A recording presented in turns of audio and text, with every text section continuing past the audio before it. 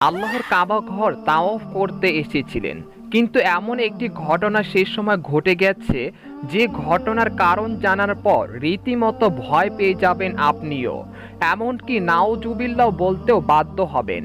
আজকে